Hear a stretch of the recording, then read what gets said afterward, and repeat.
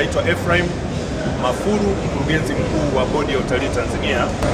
Wizara ya Maliasili na Utalii na taasisi zote kama ambavyo tumesema, tunashiriki hapa ili kuweza kuonyesha mchango wa sekta ya utalii katika uchumi wa taifa, mazao mbalimbali ya utalii tulionayo, namna bora ambayo taasisi za uhifadhi zinafanya, jinsi ya kuweza kuhakikisha ya kwamba rasilimali hizi za taifa ambazo tumerithishwa nasi tunaendelea kuwarithisha vizazi vijavyo. Kwa taasisi zote za uhifadhi, za elimu, hapa kuna vyuo, kwa sababu wizara yetu ina mambo mengi.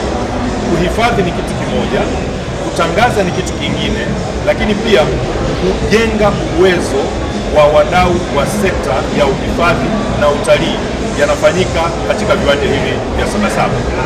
Wenzetu wa Ngorongoro wana skrini kubwa kabisa hapo, wanaonyesha live kutoka kwenye kreta ya Ngorongoro, lakini TANAPA wanakuonyesha pia namna ambavyo wanahifadhi zaidi ya hifadhi zote 21 zilizoko hapa.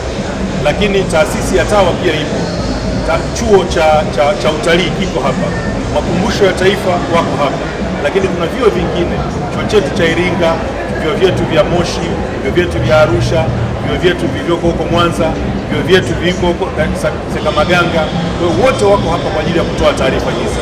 Lengo ni kuonyesha mchango mkubwa unaoletwa na sekta hii ya utalii katika uchumi wa taifa.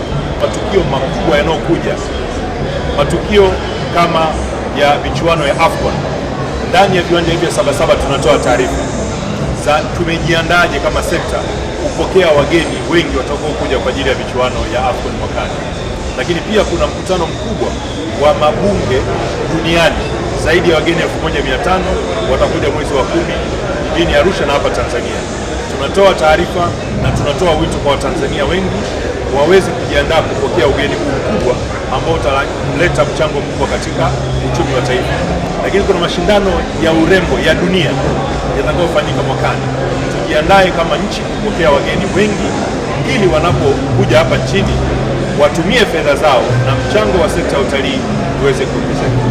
Hapa tunatoa elimu ya mazao mbalimbali ikiwemo wanyama waliokaushwa kama mnaowaona hapa, lakini kuna wanyama hai kwa wakazi wa Dar es Salaam na mikoa ya jirani ambao hamjawahi kuwaona wanyama mbalimbali kama simba, chui na wengine. Karibuni sana katika banda la Wizara ya Maliasili na Utalii. Napenda kuwashukuru Wizara ya Maliasili na Utalii pamoja na TTB, Bodi ya Utalii, watu ambao tumekuwa tukishirikiana kwa muda mrefu na wamekuwa wakipenda tunachokifanya na walilipokea wazo letu baada ya kuwafikishia kusapoti na kutuunga mkono kwa juhudi tunazozifanya na kuitakia mema nchi ya Tanzania.